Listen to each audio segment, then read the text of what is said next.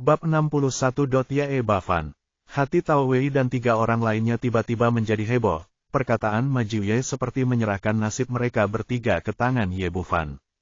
Selama Ye Bufan mengatakan tidak, dengan metode kejam Ma Jiuye, dia akan membuang mereka bertiga ke laut untuk memberi makan ikan tanpa ragu-ragu. Tuan Ye, Paman Ye, tolong biarkan kami pergi. Itu karena kami buta, dan kami tidak akan pernah berani melakukannya lagi. Ketiga orang itu memandang Ye Bufan, memohon belas kasihan. Tadinya mereka berharap Ma Jiuye bisa berbalik, tapi kini semua harapan hilang dan mereka hanya bisa memohon untuk nyawanya. Melihat penampilan jelek ketiga orang itu, ekspresi jijik muncul di mata Ye Bufan, dan dia berkata dengan ringan, lepaskan mereka. Dia datang ke sini untuk membantu Han Sui hari ini. Karena tujuannya telah tercapai, tidak perlu untuk mengikuti ketiga orang ini lagi. Ada orang kecil yang peduli. Ma Jiuye berteriak kepada ketiga orang itu, apakah Anda mendengar itu? Cepat keluar dari sini. Petik 2. Terima kasih, Dr. Ye, terima kasih Tuan Ye. Petik 2. Ketiga orang itu ingin bangkit dari tanah seolah-olah mereka baru saja bangun, maaf, tapi sayangnya mereka sudah terlalu lama berlutut, kedua lutut mati rasa, merah dan bengkak, dan saya tidak bisa berdiri setelah berjuang beberapa kali. Begitu Ma Jiuye melambaikan tangannya, beberapa pengawal bergegas mendekat dan menyeret ketiga orang itu keluar dari ruang pribadi tertinggi. Setelah semuanya beres, Ye Bufan tidak ingin berlama-lama di sini, jadi dia meninggalkan Ye Wei yang KTV. Tak jauh di luar KTV, ada 5 buah SUV yang terparkir.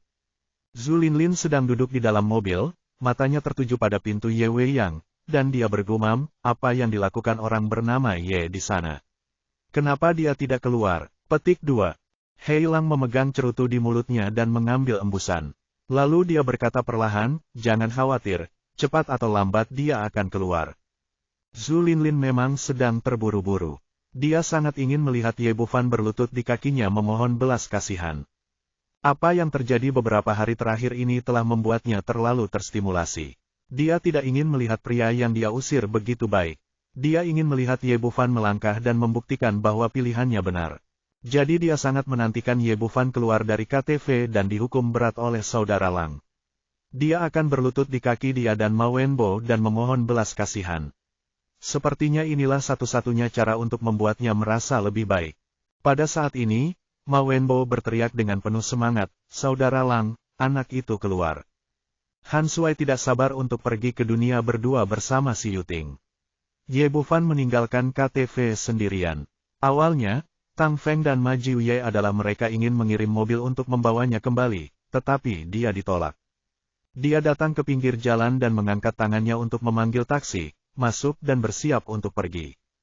Taksi baru saja mulai lepas landas, terdengar suara pengereman yang keras, dan 5 buah SUV menghalangi bagian depan, sopir taksi buru-buru menginjak rem untuk menghentikan mobil. Setelah SUV tersebut berhenti, belasan gangster bersenjatakan belati dan pipa baja melompat keluar dari mobil dan mengepung taksi. Kedua gangster itu memegang pisau pendek, menunjuk ke dalam taksi dan berteriak, nak, cepat keluar dari mobil. Ye Bufan melirik Ma Wenbo dan Zhu Linlin yang berdiri di sampingnya, dan segera mengerti apa yang terjadi, dan sebuah cibiran muncul di sudut mulutnya, kedua orang ini benar-benar tidak tahu bagaimana hidup atau mati. Tang Feng dan Ma Jiu berdiri di depan KTV dengan ekspresi hormat, untuk mengungkapkan rasa hormat mereka harus menunggu sampai Ye Bufan pergi sebelum kembali. Ma Jiu bertanya, bos, siapa ini Tuan Ye? Tang Feng berkata, jangan bertanya lagi. Ingatlah di masa depan, Anda harus menghormati Tuan Ye lebih dari Anda menghormati saya. Hari ini, Anda harus menghormatinya, terima kasih Tuan Ye karena tidak berdebat denganmu. Jika tidak, meskipun aku tidak membunuhmu, orang tua itu tidak akan pernah membiarkanmu pergi. Ekspresi Ma Jiu menegang, aku tahu, bos, aku akan menyiapkan hadiah untuk Tuan Ye nanti. Saya minta maaf lagi. Ya, ini adalah hal yang benar untuk dilakukan. Jika Anda dapat memuaskan Tuan Ye, manfaat apapun yang dapat dia berikan kepada Anda akan cukup untuk Anda nikmati seumur hidup. Ma Jiu dipenuhi rasa ingin tahu. Dia tidak tahu siapa Dokter Ilahi Ye yang membuat keluarga Tang begitu hormat. Saat keduanya berbicara, Hei Lang dan anak buahnya memaksa taksi Ye Bufan berhenti. Ekspresi Ma Jiu berubah, bos, sepertinya seseorang sedang mencari masalah dengan Dr. Ye. Tang Feng mengangkat tangannya dan menamparkan bagian belakang kepalanya. Mengapa kamu berdiri di sana dengan linglung? Mengapa tidak kamu segera membawa seseorang untuk pamer? Aku mengerti, bos. Majiu setuju dan segera memanggil pengawalnya untuk bergegas. Dia tahu bahwa menggunakan kemampuan Ye Bufan untuk menghadapi para gangster ini hanyalah masalah menjentikkan jarinya, jadi dia harus bergerak cepat, jika tidak, dia akan kehilangan kesempatan untuk menyenangkan. Ye Bufan keluar dari mobil, menatap Hei Lang yang menghalangi mobil, dan berkata dengan tenang, apakah ada yang salah? Hei Lang menyesap cerutu di tangannya, melemparkannya ke tanah, menghancurkannya dengan keras, dan mengangkatnya, kepalanya. Dia datang dan berkata, nak, kamu telah menyinggung perasaan orang, tahu. Ye Bufan berkata, saya telah menyinggung banyak orang, apa masalahnya? Wajah Hei Lang menjadi gelap, dan dia berkata dengan ekspresi galak, nak, kamu cukup sombong, tahukah kamu siapa aku? Aku adalah saudara serigala hitam yang terkenal di distrik Dongcheng. Jika kamu berbicara kepadaku seperti ini, kamu tidak ingin hidup, bukan? Zhu Linlin melangkah maju dan berkata, Ye Bufan, cepat turun untukku dan Tuan Ma. Berlututlah dan minta maaf, mungkin kami bisa melepaskanmu kali ini. Petik 2. Ye Bufan mengerutkan kening. Dia sangat lelah dengan wanita ini. Awalnya dia aku tidak ingin berurusan dengannya setelah putus, tapi pihak lain terus mengganggunya. Dia berkata dengan dingin, keluar. Kamu. Zhu Linlin awalnya menunggu Ye Bufan menundukkan kepalanya, tapi dia kecewa. Pihak lain tidak menganggapnya serius sama sekali, dan rasa jijik di matanya membuatnya merasa semakin gila. Saudara serigala, beri anak ini pelajaran yang sulit. Teriak Zhu Linlin histeris. Hei Lang melambaikan tangannya di belakangnya, ayo, aku akan menghancurkan kaki anak ini. Para gangster itu sudah siap, dan setelah mendengar perintah itu, mereka bergegas maju dengan gigi terbuka, tapi saat ini, terdengar suara. Teriakan nyaring bergema di udara. Siapapun yang berani menyentuh rambut Tuan Ye, aku akan segera membunuhnya. Dengan teriakan nyaring, Majiu bergegas menghampiri anak buahnya. Hei Lang, yang masih sangat sombong, tiba-tiba gemetar saat melihat Majiu, dan buru-buru melangkah maju dengan ekspresi tersanjung di wajahnya dan berkata, Tuan Jiu, kenapa kamu ada di sini? Dia awalnya adalah seorang gangster dari distrik Dongcheng, dan Majiu statusnya tidak ada bandingannya. Jika Tuan Majiu bersedia, dia bisa menghilang dari Jiangnan kapan saja. Justru karena alasan inilah dia tidak berani memimpin siapapun ke Yewei yang KTV, tetapi hanya menunggu di luar. Hei Lang, apa kamu gila? Beraninya kamu tidak menghormati Tuan Ye. Petik 2. Untuk pamer di depan Ye Bufan, Majiu Ye mengambil pipa baja dari tangan Hei Lang dan memukul kepalanya dengan tangannya. Darah menyembur. Namun meski begitu, Hei Lang tidak berani melawan sama sekali, bahkan para gangster di belakangnya menatap Majiu Ye dengan ketakutan di mata mereka, dan tidak ada yang berani melangkah maju untuk menghentikannya. Majiu berteriak tajam pada Hei Lang dan yang lainnya, beraninya kamu menyinggung Tuan Ye, kenapa kamu tidak berlutut dan segera meminta maaf padaku? Celup, celepuk, celepuk. Di bawah kekuatannya yang kuat, dipimpin oleh Hei Lang, semua gangster berlutut di tanah dengan ekspresi hormat dan tidak berani menunjukkan ketidakpuasan apapun. Ma Wenbo dan Zhu Linlin berdiri di sana dengan tercengang, mereka tidak pernah menyangka bahwa saudara Hei Lang, yang telah mereka habiskan banyak uang untuk mengundangnya, hanya bisa berlutut di depan Ye Bufan. Melihat mereka masih berdiri di sana, mata Majiu membelalak dan dia berkata dengan garang, apakah kalian berdua tidak mendengar apa yang saya katakan? Mengapa kalian tidak segera berlutut di hadapan Tuan Ye? Bab 62. Ma Wenbo dan Zhu Linlin tidak mau menerima kekuatan Ye Bufan dari lubuk hati mereka, namun mereka tidak berani menghadapi Majiu Ye yang ganas, sehingga mereka hanya bisa berlutut sambil menjatuhkan diri. Setelah menyingkirkan orang-orang ini, Majiu berbalik dan segera memasang ekspresi menyanjung dan berkata, Tuan Ye, maaf saya membiarkan sampah ini menyinggung perasaan Anda. Menurut Anda apa yang harus dilakukan? Anda bisa cari tahu. Petik 2. Setelah Ye Bufan selesai berbicara, dia naik taksi dan melaju mengitari SUV di depannya. Dia sekarang tidak tertarik pada dua orang ini dan menyerahkannya pada Majiu untuk ditangani. Ma Wenbo dan Zhu Linlin berlutut di tanah, dan Ye Bufan bahkan tidak melihat mereka dari awal sampai akhir. Penghinaan terbesar adalah mengabaikan. Pada saat ini, kedua orang itu akhirnya menyadari arti kalimat ini. Mereka bukan apa-apa di mata orang lain, dan mereka bahkan tidak tertarik untuk melihatnya. Tuan Majiu sangat khawatir sekarang. Apa maksudnya melakukan sesuatu saja? Bagaimana cara menangani bakat-bakat ini untuk memuaskan Tuan Ye? Baik perlakuannya kasar atau ringan, hal itu dapat menimbulkan ketidakpuasan Ye Bufan. Tepat ketika dia tidak tahu harus berbuat apa, Tang Feng datang, dan Ma Jiu dengan cepat bertanya, "Bos, Dokter Ilahi Ye meminta saya untuk menanganinya, menurut Anda apa yang harus dilakukan terhadap orang-orang ini?" Tang Feng melirik di Hei Lang dan bertanya. Dia berkata, "Siapa yang memintamu datang untuk merepotkan Tuan Ye?" Mendengar bahwa pria di depannya adalah bos Ma Jiu Ye, Hei Lang buru-buru berkata dengan ekspresi hormat, "Itu anak laki-laki itu, Ma Wenbo. Dia memberi saya 300.000 untuk mengizinkan saya. Saya menginginkan kaki Tuan Ye." "Tuan Jiu, bos, saya benar-benar tidak tahu bahwa Tuan Ye adalah teman Anda. Kalau tidak, saya tidak akan berani memukulinya sampai mati." Tang Feng bertanya, "Sudahkah kamu menerima 300.000 itu?"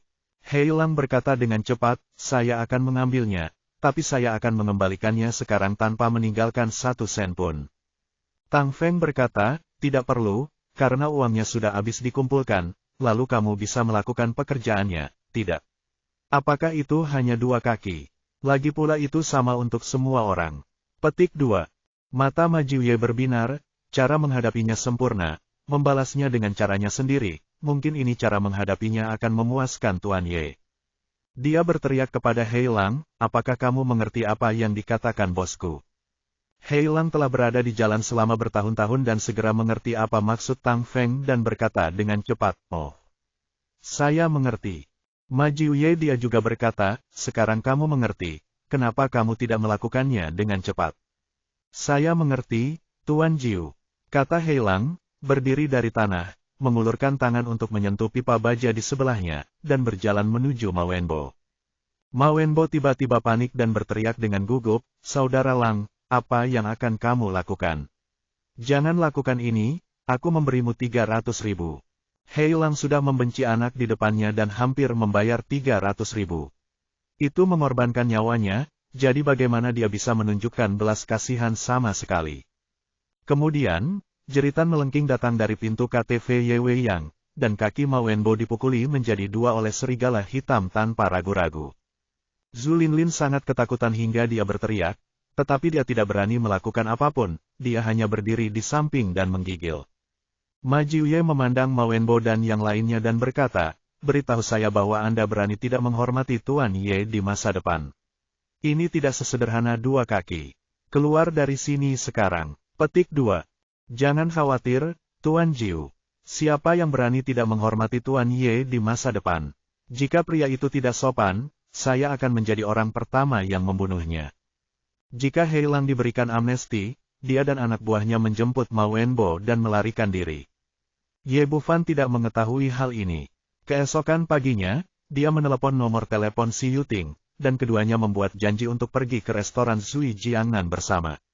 Ouyang Lan telah tinggal di sebuah restoran akhir-akhir ini. Kantor CEO aslinya adalah sebuah ruangan seluas lebih dari 100 meter persegi. Sekarang cukup baginya untuk tinggal sendiri. Meskipun rumahnya adalah sebuah restoran dengan lebih dari selusin koki, dia terbiasa membuat sarapan sendiri dan kemudian menunggu putranya datang dan makan bersamanya. Begitu pintu terbuka, Ye Bufan dan 2 orang masuk dari luar. Setelah melihat Si Yuting, mata Ouyang Lan tiba-tiba berbinar, lalu dia menarik Ye Bufan ke samping dan bertanya, "Nak, yang mana pacarmu, gadis ini atau petugas polisi wanita?" Ye Bufan berkata, "Bu, apa yang kamu dibicarakan? Tak satu pun dari mereka adalah pacar saya. Izinkan saya memperkenalkan kepada Anda, ini adalah pacar saudara laki-laki saya yang baik Si Yuting, seorang mahasiswa berprestasi di Departemen Keuangan Universitas Jiangnan. Saya memintanya untuk menjadi manajer umum restoran kami. Saya tidak bisa terus-terusan mengacu pada Liu Kai. Tetaplah bersama kami." Si Yuting melangkah maju dan berkata dengan sopan, "Halo, Bibi." Petik 2. Oke, mata. Setelah mereka bertiga sarapan bersama, Ye Bufan memanggil Liu Kai dan memintanya untuk mengajak Si Yuting mengenal lingkungan restoran. Setelah kedua orang itu pergi, Ouyang Lan berkata kepadanya lagi, "Nak, katakan yang sebenarnya kepada ibu, apa hubunganmu dengan petugas itu?" Ye Bufan berkata, "Bu, saya baru saja menyembuhkan penyakit kakeknya, paling banyak mereka bisa hanya dianggap sebagai teman biasa." Ouyang Lan berkata, "Kalau begitu, apakah kamu punya pacar? Jika tidak, maka aku akan mencari seseorang untuk memperkenalkanmu." Ye Bufan berkata dengan terkejut, "Bu, aku baru berusia 20 tahun dan aku kuliah. Kamu belum lulus, kenapa kamu terburu-buru? Apakah kamu masih takut aku tidak bisa menikahi seorang istri?" Sikap Ouyang Lan benar-benar mengejutkannya, tidak seperti ini sebelumnya. "Kenapa kamu tidak terburu-buru? Kamu sudah berumur 20 tahun, dan banyak sepupumu di kampung halamanmu sudah punya anak." Petik 2. Ye Bufan berkata, "Bu, kamu terlalu cemas, aku masih bersekolah." Petik 2. Ouyang Lan berkata dengan serius, "Apa gunanya pergi ke sekolah? Cari pacar dulu, menikah setelah lulus, baru ibu bisa punya cucu." "Bu, kamu baik-baik saja," kata Ye Bufan dan mengulurkan tangannya. Tangan saya menyentuh dahinya dan tidak ada demam. "Kamu bocah, apa yang kamu lakukan? Ibu sudah bangun." Petik 2. Ouyang Lan menepis tangannya dan berkata, "Nak, keluarga kami tidak punya uang sebelumnya, dan aku tidak berani menikahimu. Sekarang kondisinya lebih baik, aku harus mencarikan pacar untukmu sesegera mungkin. Dengan cara ini, ketika kamu menemukan orang tua kandungmu, aku bisa mendapat penjelasan dengan mereka." Ekspresi Ye Bufan berubah, "Sekarang kamu adalah ibuku, tidak perlu untuk menjelaskan kepada siapapun." Bagi dirinya sendiri, pengalaman hidupnya sangat rumit. Dia ingin tahu siapa orang tua kandungnya, tetapi juga membenci mereka karena meninggalkannya. "Nak, kamu tidak harus seperti ini. Ibu sudah ada di sini dan tahu bagaimana rasanya menjadi orang tua. Kalau bukan pilihan terakhir, mereka tidak akan pernah rela memisahkan darah dagingnya. Pasti ada sesuatu yang tersembunyi di dalamnya." Ekspresi Ye Bufan sedikit melembut dan berkata, "Untuk alasan ini, kamu juga tidak perlu terburu-buru mencari istri." Petik 2. Ouyang Lan menghela nafas dan berkata, "Nak, ibu belum cukup umur. Aku tahu apa yang terjadi terakhir kali dia dirawat di rumah sakit dan dia hampir melapor ke dunia bawah. Jadi aku harus cepat mencarikan pacar untukmu, jika tidak, jika ibu meninggal suatu hari nanti, kamu tidak akan bisa melihatmu menikahi seorang istri." Ye Bufan berkata tanpa daya, "Bu, ada apa dengan ini? Tubuhmu berbeda sekarang, semua orang baik-baik saja, bahkan jika kamu hidup sampai usia 100 tahun, itu tidak akan menjadi masalah." Ekspresi Ouyang Lan menjadi gelap, dan dia berkata dengan wajah datar, "Lagi pula, jangan bicara omong kosong padaku, aku memiliki keputusan akhir dalam masalah ini, dan aku harus segera mencarikanmu pacar, kalau tidak ibu tidak akan tenang." Bab 63. "Bu, jangan bicarakan ini dulu. Apakah kamu sudah mengirim uang ke Xiao Jing? Biarkan dia kembali secepatnya, karena keluarga kita kaya sekarang, adikku tidak perlu bekerja dan belajar di luar selama liburan musim panas. Dia akan menjadi miliknya untuk keluarga kita mulai sekarang. Putri, makanlah dengan baik dan minumlah dengan baik, dan kamu tidak perlu menderita keluhan lagi." Ye Bufan tidak ingin mengganggu ibunya tentang pacarnya lagi, jadi dia langsung menggunakan metode transfer dan menggendong adiknya, Ouyang Jing. Dan dia memang sangat baik kepada adiknya, meski keduanya tidak memiliki hubungan darah, mereka selalu rukun, dan mereka lebih dekat dari saudara kandung yang sebenarnya. Dia baru saja memberi Ouyang Lan 1 juta kemarin pagi dan meminta ibunya untuk mentransfer sebagian kepada saudara perempuannya untuk biaya hidup. Trik ini masih sangat efektif, Ouyang Lan berkata, "Saya telah membayar uang gadis itu, tetapi dia mengatakan dia tidak menginginkannya dan bersikeras menyimpannya untuk Anda nikahi. Dia juga mengatakan bahwa dia telah menandatangani kontrak bersamanya untuk bekerja selama liburan. Kita tidak bisa menyerah di tengah jalan. Gadis ini selalu kuat, saya tidak membutuhkannya untuk menabung jika saya ingin menikahi seorang istri." Ye Bufan berkata, "Saya punya pergi dulu, kamu sibuk." Setelah itu, dia bergegas pergi. Setelah meninggalkan restoran, dia takut Ouyang Lan akan memergokinya berbicara tentang pacarnya lagi. Setelah keluar, aku sedang memikirkan kemana harus pergi, ketika tiba-tiba telepon di sakuku berdering. Dia mengangkat telepon dan melihatnya, itu adalah Qin Cucu. Panggilan tersambung, dan orang di seberang berkata, "Xiao Fan, kamu di mana?" Ye Bufan berkata, "Saya baru saja keluar dari restoran, apa yang bisa saya lakukan?" "Tunggu saya di pintu, saya akan segera sampai di sana." Qin Cucu selesai berbicara. Dia menutup telepon tanpa penjelasan apapun, dan 5 menit kemudian mengendarai Lamborghini merah dan parkir di depan restoran. Masuk ke dalam mobil. Begitu Ye Bufan duduk di kursi penumpang, Qin Cucu menyalakan mobil dan melaju ke depan dengan cepat. Dia bertanya, "Kemana kamu akan membawaku? Mengapa kamu, seorang pria dewasa, takut aku akan menjualmu?" Qin Cucu tersenyum dan berkata, "Membawamu ke sebuah acara bersamaku." Petik 2. Yah, aku menang, jangan pergi. Meski kini sudah kaya, Ye Bufan masih belum terbiasa mengikuti kegiatan pesta kelas atas. Menurutnya, orang-orang kaya itu selalu memakai topeng palsu dalam apa yang disebut komunikasi, yang membuat orang merasa tidak nyaman. Dia sangat tidak nyaman. Dan dia masih ada yang harus dilakukan, melihat 3 hari yang disepakati dengan He Suang-Suang akan datang. Dia ingin melihat-lihat untuk melihat apakah dia bisa mencoba peruntungannya dan menemukan senjata ajaib yang cocok. Qin Cucu berkata, "Saya tidak bisa menahannya. Jika ini aktivitas normal, saya tidak akan mencari Anda. Kuncinya adalah ada lalat yang tidak ingin saya lihat." Petik 2. Ye Bufan berteriak, "Kamu menang, jangan biarkan aku berpura-pura menjadi pacarmu lagi, ya." Qin Cucu memelototinya dan berkata, "Kenapa, kamu tidak bersedia menjadi pacarku?" Ye Bufan tersenyum dan berkata, "Menurutku itu terlalu merepotkan untuk dilakukan, berpura-pura, jadi kenapa kita tidak melakukannya secara nyata? Lagi pula, ibuku mendesakku untuk mencari pacar hari ini. Dengan wanita cantik yang duduk di sebelahnya, akan palsu jika dia tidak tergoda. Si Yuting juga cantik langka, tapi dia langsung kalah dengan Qin Cucu." Beberapa poin.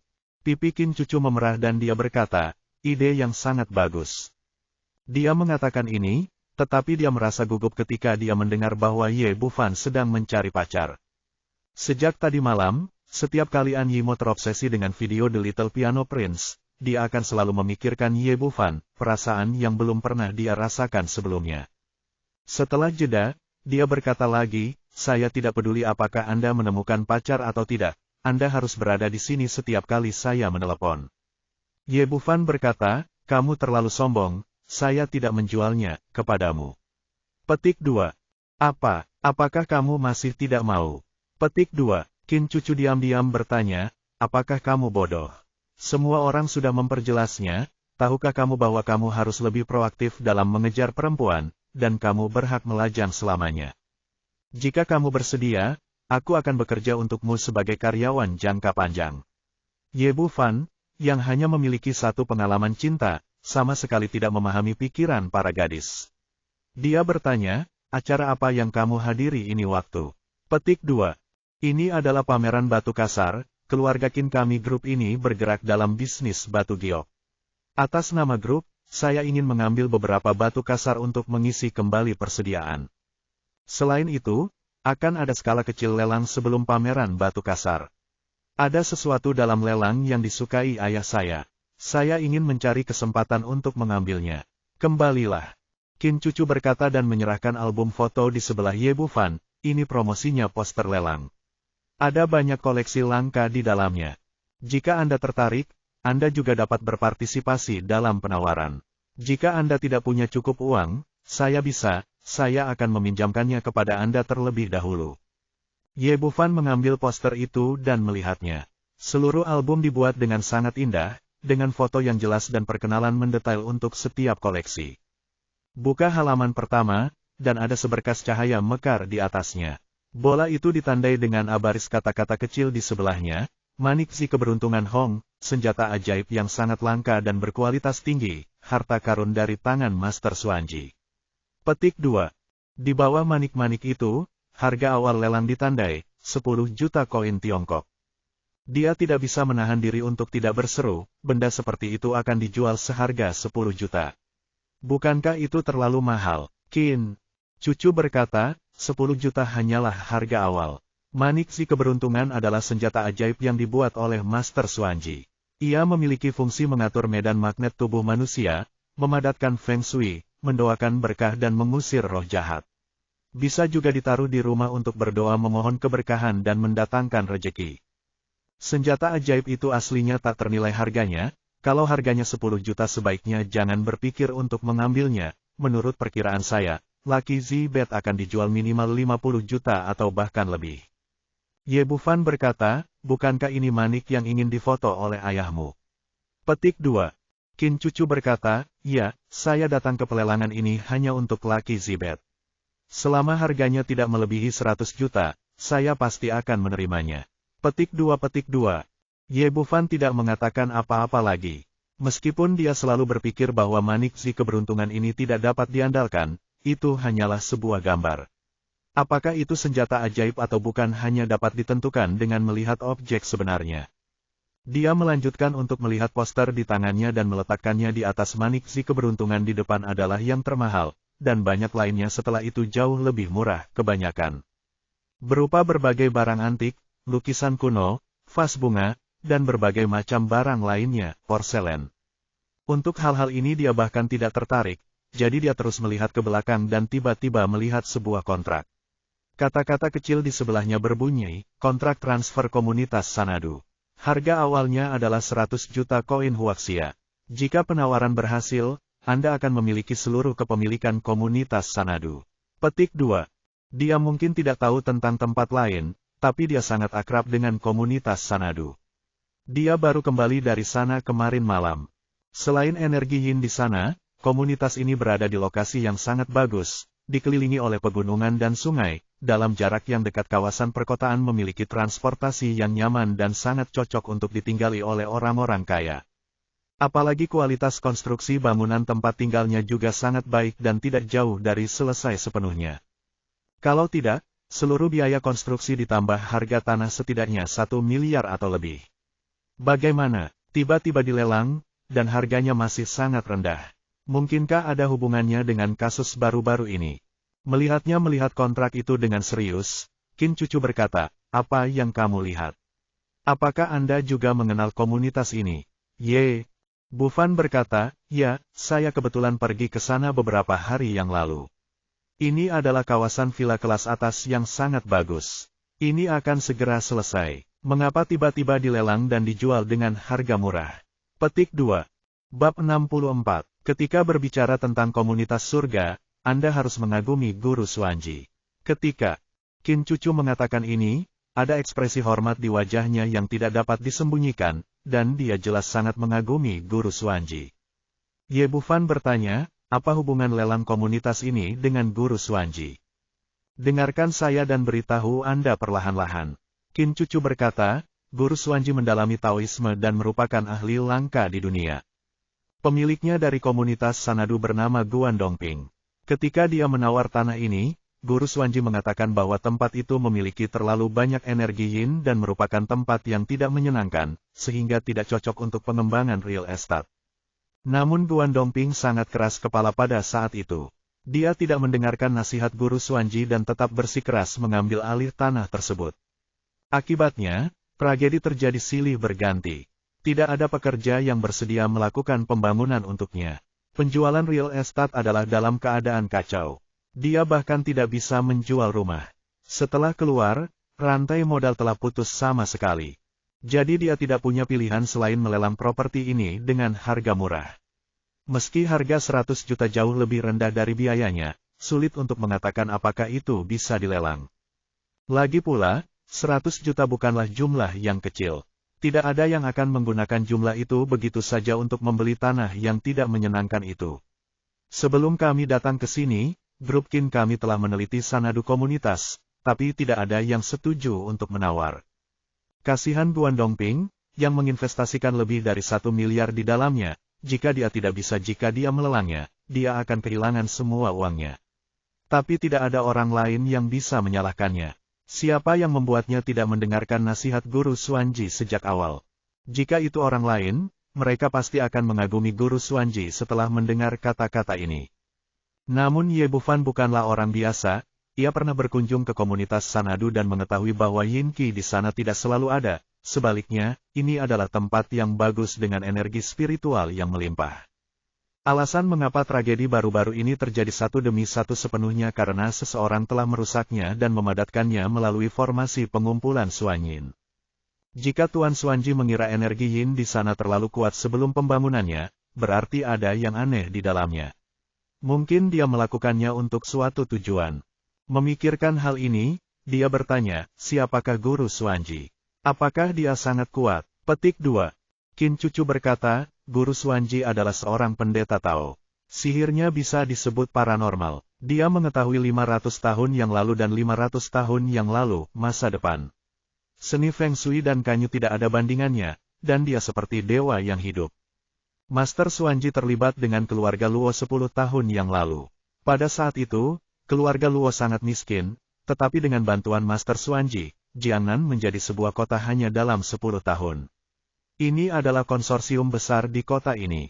Ia terlibat dalam real estate, batu giok dan industri lainnya, dan keseluruhan asetnya lebih kuat daripada aset Grup Qin. Klub surga kami pergi ke kali ini dimiliki oleh keluarga Luo, dan pameran batu kasar besok juga diselenggarakan oleh keluarga Luo. Benar karena kebangkitan keluarga Luo maka semua orang yakin pada Master Xuanji. Dia pasti ahli dalam hal ini, kemampuan nyata, dan dia juga telah memberikan bimbingan kepada keluarga lain beberapa kali, dan dia selalu terbukti berhasil. Ye Bufan mengangguk. Mengangguk, meskipun apa yang dikatakan Qin Cucu luar biasa, dia selalu merasa ada yang tidak beres dengan Master Xuanji ini. Qin Cucu melanjutkan, orang yang menggangguku bernama Luo Wentao. Karena hubungan antara keluarga Luo dan Tuan Xuanji, aku tidak bisa menolak terlalu jelas, jadi aku hanya bisa membawamu bersamaku kali ini. Kuharap dia dapat mundur meskipun ada kesulitan. Ye Bufan menjadi semakin ingin tahu tentang Guru Xuanji dan bertanya, akankah Xuanji muncul di pelelangan ini? Sulit untuk mengatakannya. Di masa lalu, Guru Xuanji adalah seorang ahli di luar dunia dan jarang berpartisipasi. Kegiatan sekuler semacam ini, tetapi ada barangnya di lelang ini, mungkin Anda bisa datang dan melihatnya. Petik 2. Ye Bufan bertanya, apakah sulit untuk melihat Guru Xuanji? Qin Cucu berkata, tentu saja, siapapun yang ingin Guru Xuanji memberikan bimbingan sekali harus membayar setidaknya 1 juta, dan itu mungkin tidak dapat dilakukan jika Anda punya uang. Itu juga tergantung pada apakah Anda bernasib seperti itu dengan guru tersebut. Ye Bufan tidak berkata apa-apa lagi, terus melihat poster di tangannya, dan segera dia membuka halaman terakhir. Awalnya aku ingin membuang poster itu ke samping, tapi tiba-tiba ekspresiku membeku, dan mataku tertuju pada halaman terakhir. Di poster itu ada gambar botol, ukurannya sekitar 10 cm, mirip sekali dengan vas porselen itu, tapi bahannya bukan porselen, ada ukiran garis-garis yang sangat aneh di atasnya. Botol pemurnian iblis. Ini adalah botol pemurnian iblis. Petik 2. Hati Ye Bufan tergerak. Warisan sekte medis kuno mencatat 10 artefak kuno teratas dari sekte budidaya, termasuk botol pemurnian iblis. Botol pemurnian iblis berbeda dengan senjata sihir biasa, tidak hanya dapat mengumpulkan semua benda jahat, tetapi yang paling penting adalah dapat diubah menjadi ramuan setelah dimurnikan. Inilah keajaibannya. Jika ini adalah botol pemurnian iblis, dia benar-benar telah menemukan harta karun, dan akan mudah untuk menyingkirkan roh jahat di komunitas surga. Tapi yang saya lihat di sini hanyalah gambar, saya tidak tahu apakah aslinya palsu. Dia melihat deskripsi albumnya dengan hati-hati. Rupanya pihak rumah lelang tidak mengetahui apa itu dan tidak memberikan pengenalan rinci. Hanya ada harga awal 100.000 yuan. Melihat dia tidak berbicara, Qin Cucu berbalik dan berkata, itu hanya botol pecah, apa bagusnya? Ye Bufan bertanya, dari mana semua barang di pelelangan ini berasal? Itu dia, belum tentu, barang-barang dalam lelang kecil ini semuanya dibawa oleh keluarga besar. Misalnya, botol ini adalah barang yang diambil oleh keluarga Qin kita. Petik 2. Apa, dari keluargamu? Ye Bufan hampir bertanya pada deputi. Aku melompat sambil mengemudi. Saya memiliki artefak yang sangat bagus di rumah dan melelangnya. Bukankah ini membuang-buang uang? Qin Cucu terkejut dengan reaksinya dan dengan cepat menstabilkan kemudi. Apakah kamu gila? Ada apa ini? Petik 2. Ye Bufan menjadi tenang dan bertanya, dari mana benda ini berasal? Qin Cucu dia berkata, aku tidak tahu dari mana asalnya.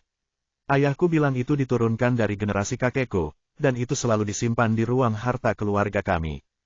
Namun, tidak ada yang tahu itu sudah diwariskan selama bertahun-tahun. Aku bertanya Tuan Yang Ziqian melihatnya di rumah, tetapi Tuan Yang tidak tahu asal-usulnya.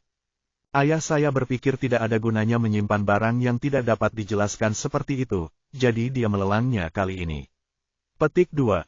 Ayahmu benar-benar ini sia-sia. Ye Bufan berkata, bisakah saya mendapatkan barang ini kembali? Bagaimana kalau menjualnya kepada saya? Kamu harus memberitahuku sebelumnya. Tidak apa-apa memberikan barang rusak seperti itu kepadamu, tapi sekarang sudah dilelang, bahkan posternya sudah dibuat. Jika kita menariknya, itu akan berdampak buruk bagi reputasi keluarga Qin kita, dan ayahku mungkin tidak akan setuju. Aku tidak pernah tahu bahwa keluargamu memilikinya. Ye Bufan berkata dengan kesal, kalau begitu sekarang masih ada satu. Bagaimana saya bisa mendapatkan botol ini? Petik 2. Qin Cucu berkata, tidak ada cara lain selain pergi ke pelelangan untuk membelinya. Bahkan penilai di pelelangan tidak tahu benda apa ini adalah, dan diperkirakan hanya sedikit orang yang akan membelinya. Harganya mahal. Jika Anda menyukainya, saya akan mengambil fotonya dan memberikannya kepada Anda nanti. Petik 2. Ye Bufan mengangguk. Dia ingin mengambil foto iblis itu lagi pula, botol pemurnian hari ini. Kesempatan untuk menemukan artefak seperti ini tidak selalu datang. Ya, jika Anda melewatkannya, itu akan hilang. Qin Cucu berkata dengan heran, mengapa kamu begitu menghargai botol ini? Tuan Yang bahkan tidak mengetahuinya, tahukah kamu apa itu? Bab 65. Ye Bufan diam-diam berpikir, tidak peduli seberapa kuat Yang Ziqian, dia hanyalah ahli penilai barang antik biasa, bagaimana dia bisa mengetahui artefak seperti itu? Jika dia tidak menerima warisan kuno dari sekolah kedokteran kuno, saya mungkin akan melewatkan artefak hebat ini. Dia berkata, menurut kesan saya, ini sangat mirip dengan harta karun, tapi sekarang ini hanya tebakan. Saya harus melihat aslinya untuk memastikannya. Petik 2. Saat dia berbicara, kedua orang itu telah meninggalkan kawasan perkotaan kota Jiangnan dan menempuh perjalanan sekitar 30 km. Tiba di Paradise Club. Tempat ini dibangun oleh keluarga Luo. Legenda mengatakan bahwa klub ini memiliki semua yang dapat Anda bayangkan, dan tidak ada yang tidak dapat dilakukan di sini. Ini pasti surganya orang-orang kaya, sehingga dinamakan Paradise Club. Clubhouse ini sangat luas, seluas 10 hektar, dengan lebih dari selusin bangunan dengan berbagai ukuran, sekilas lingkungannya asri, ramah lingkungan, dan sangat asri. Ada lebih dari selusin penjaga keamanan yang tinggi dan kuat berdiri di depan pintu masuk klub. Berbeda dengan penjaga keamanan di tempat lain, orang-orang di sini semua mengenakan pakaian desainer yang rapi. Mereka semua memiliki postur yang tinggi dan lurus serta terlihat mengesankan. Qin Cucu mengemudikan mobil ke pintu, menunjukkan kartu anggotanya, dan pengawal segera melepaskannya. Keduanya memasuki klub dan mengemudikan mobil ke tempat parkir. Usai memarkir mobil, mereka baru saja keluar dari mobil ketika melihat seorang pemuda berusia 30-an berjalan dari kejauhan. Cucu, kamu di sini. Setelah melihat Qin Cucu, pemuda itu tersenyum hangat, membuatnya terlihat sangat ramah. Namun, ketika dia melihat Qin Cucu memegang lengan Ye Bufan, cahaya dingin dengan cepat muncul di matanya, sangat menyeramkan, tapi senyuman di wajahnya masih sehangat biasanya. Ye Bufan memiliki kesadaran spiritual dan dengan tajam menangkap perubahan di matanya, dan segera menyadari bahwa pria ini sangat sulit untuk dihadapi. Pemuda kaya yang pernah berhubungan dengannya di masa lalu, apakah Xiang Yuntian atau Ma Wenbo, tidak terlalu canggih, dan perubahan emosional apapun akan terlihat jelas di wajah mereka. Namun tidak demikian halnya dengan orang ini, dia jelas merupakan harimau yang tersenyum, sangat kejam. Setelah melihat orang ini, ekspresi Qin Cucu sedikit berubah, dan kemudian berkata, Luo Wentao, izinkan saya memperkenalkan kepada Anda, ini pacar saya Ye Bufan, dan ini Luo Wentao, bos besar klub surga. Setelah mendengar Qin pengumuman resmi Cucu setelah mengakui bahwa pria ini adalah pacarnya, Luo Wentao sekali lagi menunjukkan sedikit rasa sinis di matanya, tetapi berkata dengan riang, Tuan Ye, selamat datang di klub surga kami. Meskipun dia sangat sopan di permukaan, orang ini memiliki perasaan yang mendalam di hatinya. Ye Bufan telah dijatuhi hukuman mati. Dia selalu menganggap Qin Cucu sebagai istri terlarangnya, dan tidak mengizinkan siapapun untuk terlibat. Jika ada yang melanggarnya, dia akan mendapat balas dendam gila darinya. Hanya saja dia selalu sangat licik, dan hal-hal kotor yang dilakukannya tidak diketahui orang luar sama sekali. Merasakan niat membunuh dari pihak lain, Ye Bufan mencibir di bibirnya dan hanya mengangguk sedikit ke pihak lain tanpa berbicara. Qin Cucu membenci kemunafikan Luo Wentao dari lubuk hatinya, tetapi ada banyak urusan antara kedua keluarga, dan pekerjaan dangkal masih harus dilakukan. Dia berkata dengan riang, "Tuan Muda Luo, apakah Anda peramal? Mengapa Anda menemukan saya ketika saya pertama kali datang ke sini?" "Tentu saja. Saya secara pribadi akan menerima Cucu ketika dia datang. Saya sudah memberitahu penjaga keamanan di pintu sebelumnya, selama saya menggesek laporkan kartu keanggotaan Anda segera." Luo Wentao berkata, "Anda datang sedikit lebih awal, dan pelelangannya masih akan memakan waktu. Bagaimana kalau kita pergi ke gedung 1 untuk memainkan beberapa permainan, dan kita akan pergi ke sana ketika pelelangan sudah siap." Surga, klub ini memiliki segala macam fasilitas, dan gedung 1 adalah kasino paling terkenal. Qin Cucu tidak ingin dipandangi oleh Luo Wentao sepanjang waktu, dan selalu merasa itu agak memalukan, jadi dia bersandar di bahu Ye Bufan dan berkata dengan pandangan birdi, "Xiao Fan, bagaimana kalau kita bermain beberapa permainan?" Petik 2. Ye Bufan berkata dengan acuh tak acuh, "Oke. Kalau begitu aku akan mengantarmu ke sana." Setelah Luo Wentao selesai berbicara, dia memimpin jalan, dan saat dia berbalik, senyuman di wajahnya dengan cepat menghilang dan berubah menjadi ekspresi galak. Kejam. Keintiman antara Qin Cucu dan Ye Bufan barusan telah sangat menyakitinya, dia ingin menemukan cara untuk membalas dendam pada pemuda di depannya, dan menyeret kedua orang itu ke kasino adalah salah satu rencananya. Kasino adalah miliknya, dan dia adalah raja di sini, siapapun yang ingin kalah bisa kalah, dan siapapun yang ingin menang bisa menang. Tujuan melakukan ini adalah untuk menyeret Ye Bufan ke dalam masalah dan membuatnya benar-benar miskin nantinya, bahkan membuatnya berhutang pada rentenir, lalu kita akan lihat bagaimana dia mengejar Qin Cucu. Ketiga orang itu segera sampai di aula 1. Setelah masuk, bau busuk menerpa wajah mereka. Aula itu penuh sesak dengan orang-orang, masing-masing orang memegang rokok di mulutnya dan berkumpul di meja judi dengan ekspresi gembira, bersenang-senang. Ada pelayan berpakaian minim berjalan di antara kerumunan, dan ada juga pria kekar berjas hitam berdiri di samping mereka. Luo Wentao berkata, "Di sini terlalu berisik. Sama sekali tidak layak untuk status kita. Ayo pergi ke ruang VIP di lantai 2. Petik 2. Setelah itu, dia membawa kedua orang itu ke lantai 2. Jauh lebih tenang daripada di lantai 2, lantai 1, meski juga sepi, mereka semua adalah penjudi, namun orang-orang ini berpakaian mewah dan berperilaku relatif terkendali. Luo Wentao berkata kepada dua orang, "Cucu, apa yang ingin kamu mainkan?" Qin Cucu berkata dengan ramah, "Saya akan mendengarkan Xiao Fan." "Lupakan saja, mari kita lihat, saya masih yang pertama di tempat seperti ini kali ini saya datang ke sini. Saya belum bermain apapun dan saya tidak tahu aturannya." Petik 2. Memang benar, kondisi kehidupan keluarganya tidak baik, dan pendidikan Ouyang Lan sangat ketat.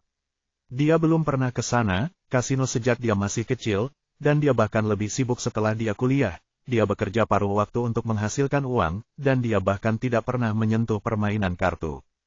Tujuan Luo Wentao adalah untuk memancing Ye Bufan ke dalam air, jadi dia tidak bisa melepaskannya, dan berkata, "Apa gunanya tidak memainkan beberapa permainan di kasino? Lagi pula kamu harus melihat keberuntunganmu. Ayo lakukan.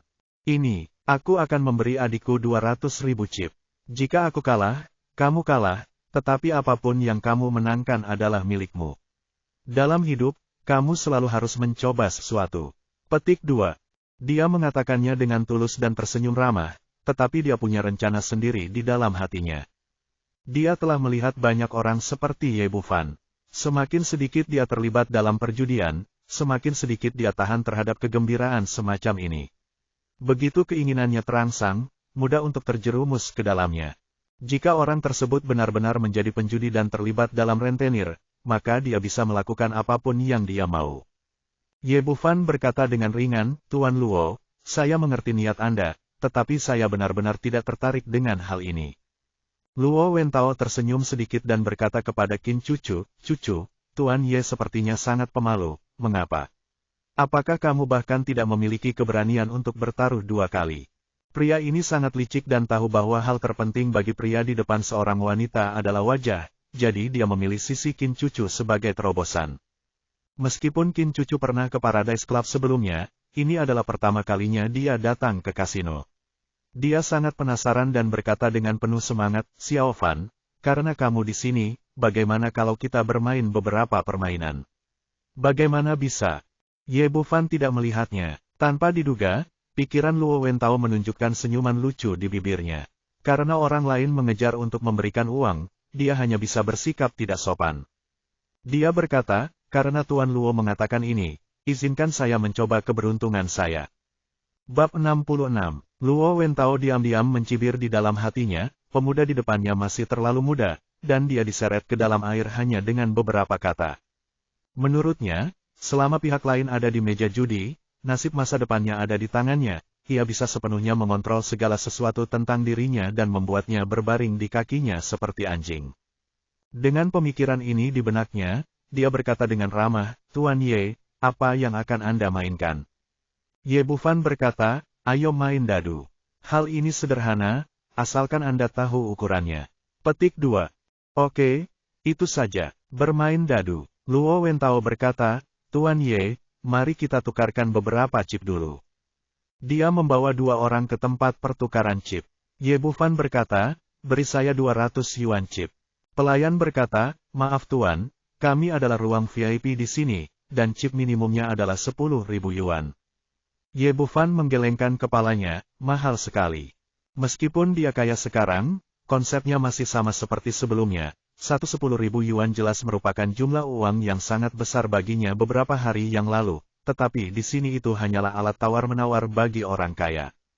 Kilatan sarkasme melintas di wajah Luo Wentao, dan dia berkata, "Tuan Ye tidak membawa uang, kan? Jika tidak, saya bisa memberikannya kepada Anda terlebih dahulu.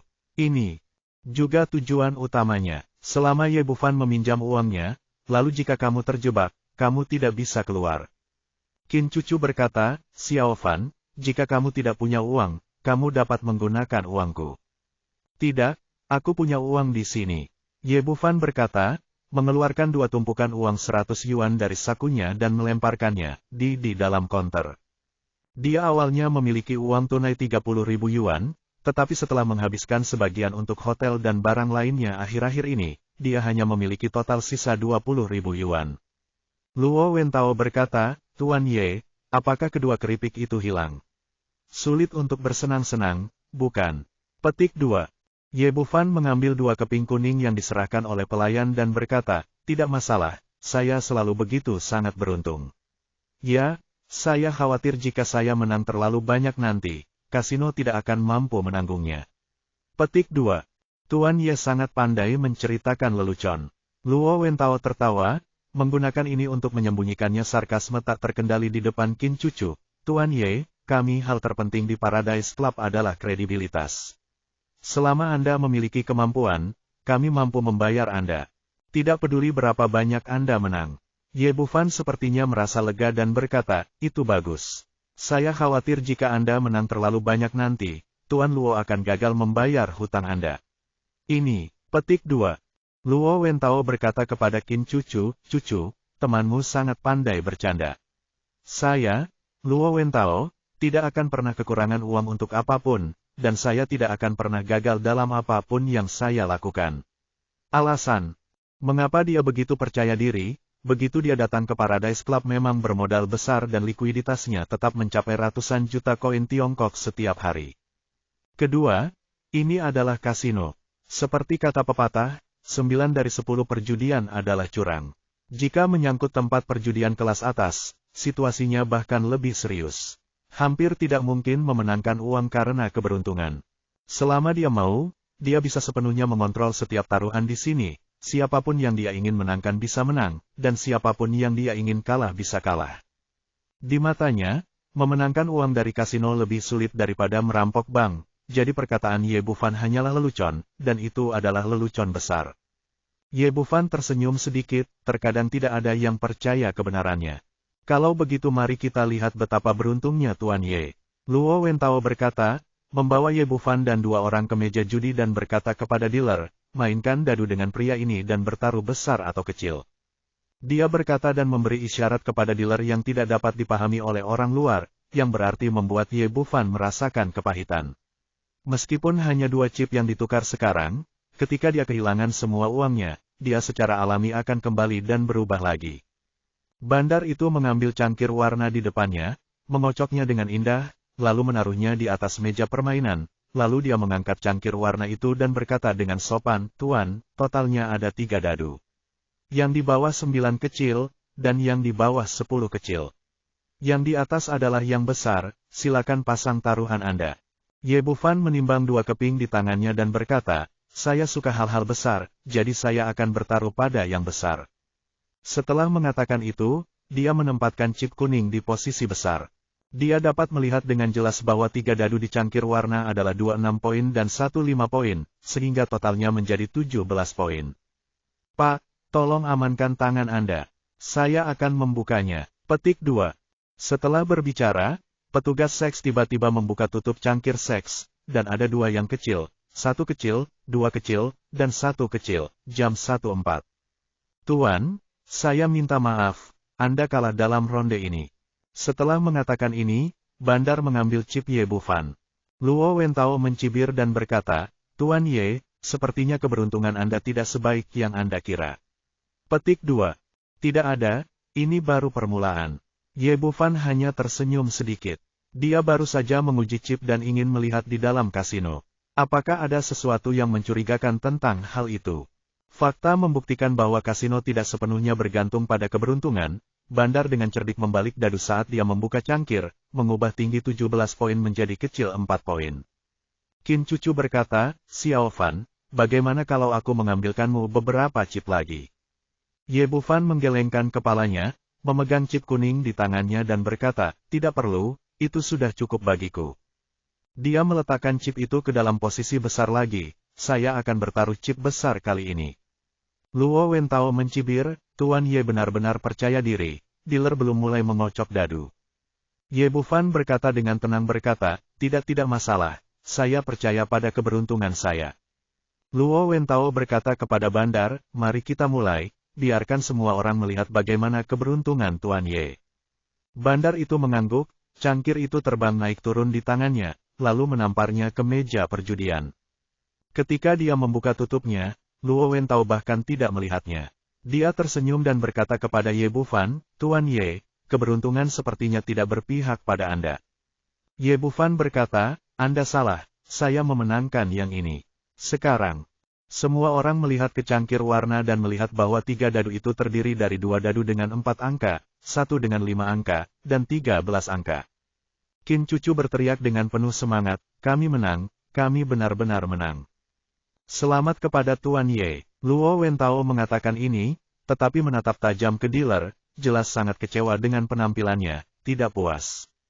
Dealernya juga bingung, dadu yang dia kendalikan tadi memang jam 1, 2, dan 3 jam 6, kenapa semuanya berubah saat dia membuka tutupnya.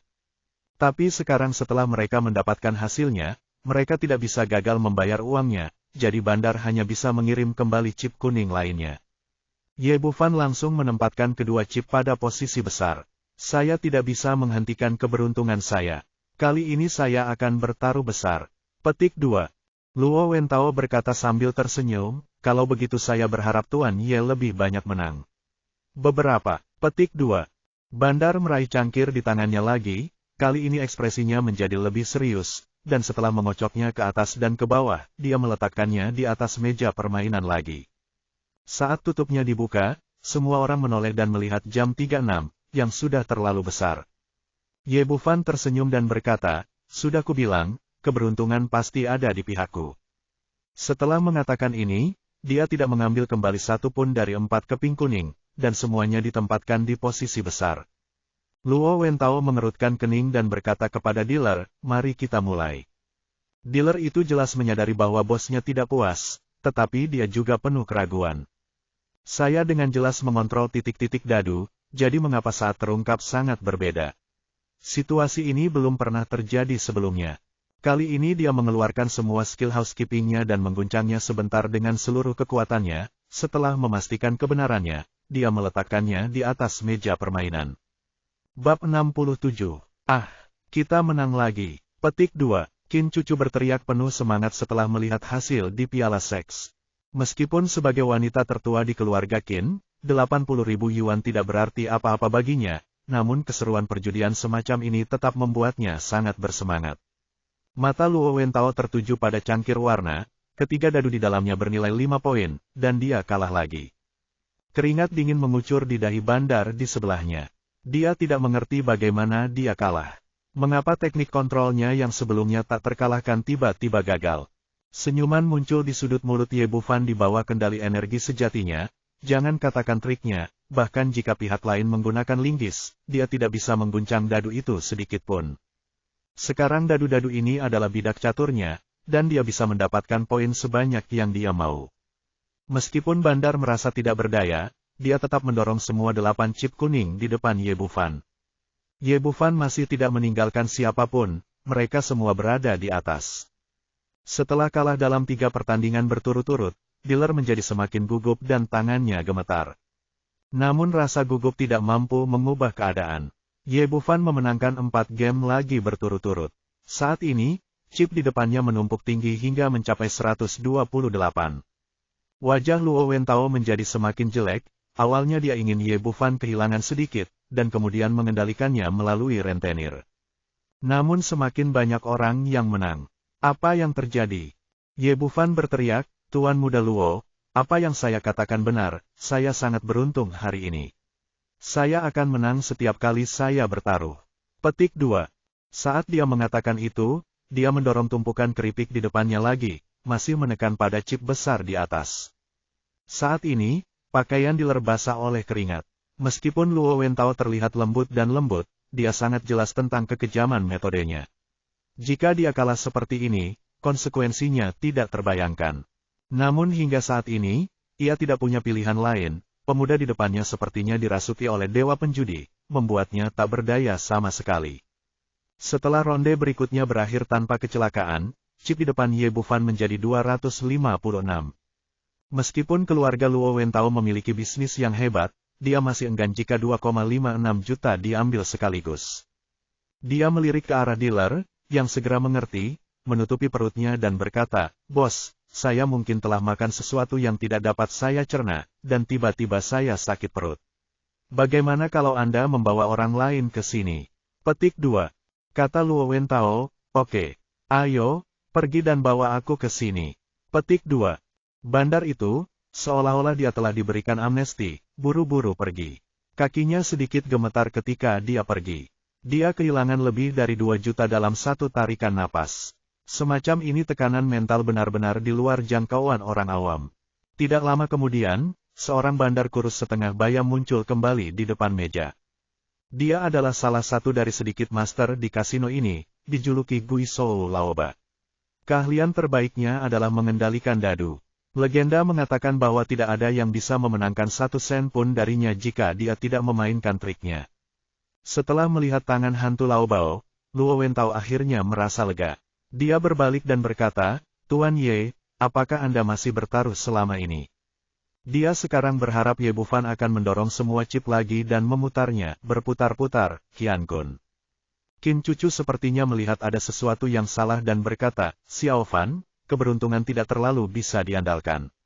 Bagaimana kalau kita mengurangi tekanan padanya? Petik 2. Ye Bufan tersenyum dan berkata, jangan khawatir, keberuntunganku dihitung oleh seorang master, aku bahkan tidak bisa mengusirnya. Setelah mengatakan itu, dia sekali lagi mempertaruhkan semua chip di depannya pada yang besar. Sebuah cibiran muncul di wajah Luo Wentao, dan dia berkata kepada Gui Shou Laoba, ayo mulai. Gui Shou Laoba sangat tenang. Dia mengambil cangkir warna di tangannya dan menggoyangkannya dengan lembut ke atas dan ke bawah beberapa kali, lalu dengan santai meletakkannya di atasnya, taruhannya di atas meja. Dengan metodenya, pengendalian dadu pada cangkir warna mirip dengan pengendalian jari sendiri, fleksibel dan stabil, serta tidak memerlukan banyak tenaga sama sekali. Namun saat membuka tutupnya, ia terpana. 3 poin yang tadinya terguncang seketika berubah menjadi 36 poin. Ye Bufan kembali memenangkan pertandingan. Setelah putaran, dia memiliki 5 chip merah di depannya, 1 mewakili 1 juta, dan 12 chip kuning, berjumlah 5,12 juta. Melihat kekalahannya yang semakin banyak, Luo Wentao menjadi semakin cemas. Menurut metode perjudian ini, jika dia kalah 1 putaran lagi, maka akan menjadi 10,24 juta. Ye Bufan mengambil keripik di depannya, seolah-olah dia tidak peduli dengan uang itu sama sekali, dan menaruhnya di posisi yang besar. Baru pada saat itulah Guizhou Laoba menyadari bahwa dia telah bertemu dengan seorang master. Dia menarik napas dalam-dalam, menyesuaikan emosinya, dan kemudian mulai mengocok cangkir warna di tangannya lagi. Kali ini dia sangat serius dan mengubah 4 atau 5 teknik berturut-turut. Akhirnya, dia menggunakan trik yang menyebabkan hujan bunga di langit, dan cangkir warna berubah menjadi hantu dan diletakkan di atas meja judi.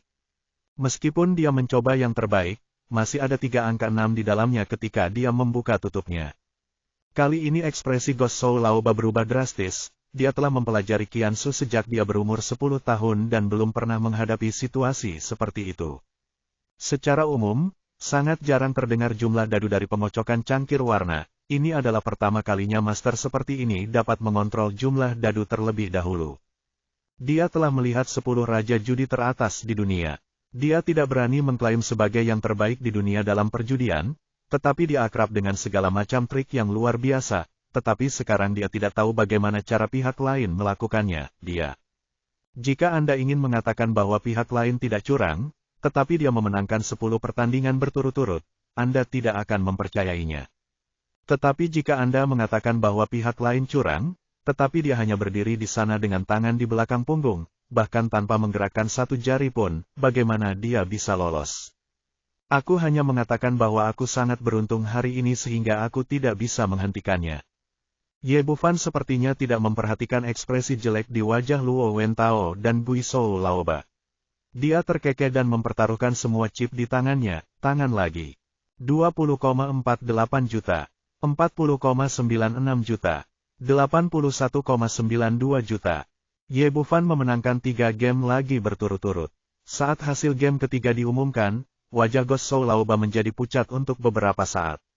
Dia sudah mencobanya yang terbaik, tapi pada akhirnya tidak berpengaruh sama sekali. Lebih dari 80 juta, ini bukan jumlah yang kecil. Setelah kehilangan begitu banyak uang, Luo Wentao tidak akan melepaskannya begitu saja. Memikirkan hal ini, dia merasa pusing, jatuh ke tanah dengan sentakan, dan pingsan. Apa yang terjadi? Kamu pingsan setelah kehilangan begitu banyak uang, dan kamu tidak perlu membayarnya. Ye Bufan sangat meremehkan tangan hantu Laoba, menoleh ke Luo Wentao dan berkata, Tuan Muda Luo, tubuhnya dari orang-orang di kasino Anda mereka semua tidak baik. Yang baru saja menderita diare, dan sekarang ada satu lagi yang pingsan. Silakan datang ke sini bersama seseorang yang dalam kondisi baik. Saya belum cukup bersenang-senang. Petik 2. Luo Wentao masih ada senyuman palsu di wajahnya, namun ada rasa sakit di hatinya. Lebih dari 80 juta, bukanlah angka yang sedikit pula. Terlebih lagi, di depan Qin Cucu, dia benar-benar dipermalukan hari ini, bahkan di kasino sebesar itu, bahkan orang yang belum pernah berjudi pun tidak bisa menang. Dia melambaikan tangannya, dan seseorang segera datang untuk membawa Guizhou Laoba keluar, lalu berkata kepada pelayan di sebelahnya, pergi dan undang Tuan Zhao. Pelayan itu setuju dan segera berlari ke belakang panggung kasino, dengan cepat mengambil dia bersamanya seorang lelaki tua berusia 60-an datang. Lelaki tua itu mengenakan jas kain hitam dan sepasang sepatu linen, sekilas terlihat seperti lelaki tua dari pedesaan. Namun, orang-orang di kasino sangat menyadari betapa kuatnya Tuan Zhao. Dia adalah master super yang disewa oleh Luo Wentao dari Hong Kong dengan biaya besar. Meskipun dia jarang bergerak di hari kerja, dia adalah jangkar dari seluruh kasino. Bab 68. Setelah Tuan Zhao datang, Luo Wentao langsung menyapanya. Meskipun dia adalah bos di sini, dia tetap sangat sopan kepada lelaki tua di depannya. Ada beberapa situasi yang sangat kritis di kasino sebelumnya, dan Tuan Zhao akhirnya mengambil tindakan untuk menyelesaikannya sendiri. Tuan Zhao, Guizhou Laoba baru saja mengalami kecelakaan, jadi saya meminta Anda untuk keluar dan bekerja keras. Ini sangat pintar, dan ini memberitahu Tuan Zhao dengan sangat jelas bahwa Guizhou Laoba bukanlah lawan, jadi dia diundang ambil tindakan. Tuan Zhao mengangguk, bahkan jika Luo Wentao tidak mengatakan apa-apa, memintanya untuk mengambil tindakan secara pribadi membuktikan bahwa situasinya sangat serius. Qin Cucu menyadari bahwa lelaki tua ini tidak sederhana, dan berkata kepada Ye Bufan lagi, "Xiao Fan, kita hampir selesai, mengapa kita tidak berhenti di sini saja?" Luo Wentao berkata dengan cepat, "Bagaimana itu bisa dilakukan? Saya pikir Tuan Ye beruntung." "Bagus sekali, sayang sekali berhenti di sini." Petik 2. Tentu saja dia tidak bisa membiarkannya begitu saja. Lebih dari 80 juta pasti bukan jumlah yang kecil. Kalau diambil seperti ini, akan sulit untuk menjelaskan kepada ayahnya ketika dia kembali. Kita harus memenangkan semua uang itu kembali. Setelah berbicara, Luo Wentao memandang Ye Bufan dengan gugup, takut jika dia benar-benar berhenti melakukan apa yang dikatakan Qin Cucu, dia akan menangis tanpa air mata. Ye Bufan berkata, "Cucu, menurutku Tuan Luo benar. Karena keberuntungan datang, kamu harus merebutnya, jika tidak maka tidak akan sia-sia." Setelah mengatakan itu, dia sekali lagi menekan chip di depannya pada yang besar, karakter, "Orang tua, ayo mulai." Ye Bufan baru saja memenangkan lebih dari 10 pertandingan berturut-turut. Gerakan sebesar itu telah menarik perhatian di belakang panggung. Tuan Zhao telah menonton video pengawasan sebelumnya sebelum datang. Meski tidak melihat apa-apa, ia yakin pemuda di depannya tidak sesederhana kelihatannya. Pada permainan judi sebelumnya, Bandar selalu menentukan nomor dadu terlebih dahulu baru kemudian membuka cangkir dadu. Kali ini dia mengubah tekniknya. Alih-alih terburu-buru menggerakkan dadu, dia secara alami meletakkan cangkirnya di atas meja permainan. Saat dia membukanya, dia menggunakan teknik unik untuk mengubah ketiga dadu menjadi potongan-potongan kecil. Rencananya sempurna, tetapi ketika dia membuka tutupnya, dia terkejut menemukan bahwa 3 dadu masih memiliki 6 poin, dan poin yang diharapkan tidak muncul sama sekali. Saat ini, suasana di seluruh ruang VIP berubah. Setelah permainan judi ini, chip di depan Ye Bufan telah menjadi lebih dari 160 juta. Jumlah yang begitu besar, belum lagi di kota Jiangnan, meskipun ditempatkan di kasino besar di Hong Kong dan Macau, itu jelas merupakan pertaruhan besar. Senyuman palsu yang selalu muncul di wajah Luo Wentao menghilang, dan ekspresinya menjadi sangat suram. Setelah kehilangan sejumlah besar uang, meskipun dia murung, dia tidak bisa tenang. "Saya hanya mengatakan bahwa saya sangat beruntung hari ini. Sulit untuk tidak memenangkan uang." Ye Bufan berkata kepada Luo Wentao, "Tuan Luo, mengapa Anda terlihat begitu jelek? Anda tidak tahan karena Anda kalah." "Seperti itu, sejumlah kecil uang. Bukankah kamu baru saja mengatakan bahwa kamu mampu untuk kehilangan tidak peduli berapa banyak kamu kehilangan?" Hati Luo Wentao berdarah diam-diam. "Lebih dari 100 juta keluargamu dianggap jumlah yang kecil, jadi berapa jumlahnya dianggap sebagai jumlah yang besar?" Ini adalah apa yang dia pikirkan di dalam hatinya, tetapi dia tidak bisa mengatakannya dengan lantang. Jika tidak, dia akan kehilangan statusnya sebagai seorang pemuda, dan berkata dengan cara yang sangat agung, "Tuan Ye benar-benar beruntung. Saya mengagumi Anda sangat." Ye Bufan menunjuk ke orang di depannya. Chip berkata, "Sepertinya saya telah menang banyak jika saya tidak memperhatikan. Saya ingin tahu apakah kasino Tuan Luo mampu kehilangan uang jika saya terus bermain." Saat ini, semua penjudi di ruang VIP berhenti dan berkumpul di sini untuk menyaksikan keseruannya. Lagi pula, pertaruhan seperti ini tidak bisa disaksikan kapanpun, dan kemungkinan besar hanya bisa disaksikan sekali dalam satu waktu, seumur hidup. Kalimat ini juga menjadi suara semua orang. Menurut cara berjudi anak muda ini, kalau terus ditekan akan lebih dari 320 juta, apakah kasino masih bisa menanggungnya? Saat ini, Luo Wentao merasa tidak yakin. Meskipun dia ingin memenangkan kembali uang yang telah dia ekspor, dia takut untuk terus merugi. Bagaimanapun, perjudian hari ini terlalu aneh dan di luar kendalinya. Dengan suasana hati yang kusut, dia mengangkat kepalanya dan menatap Tuan Zhao. Pada titik ini, dia hanya bisa menaruh semua harapannya pada lelaki tua ini. Meskipun Tuan Zhao cukup terkejut sekarang, wajah tuanya yang keriput telah kembali tenang. Dia mengangguk sedikit kepada Luo Wentao, menyatakan bahwa dia yakin dia bisa memenangkan taruhan.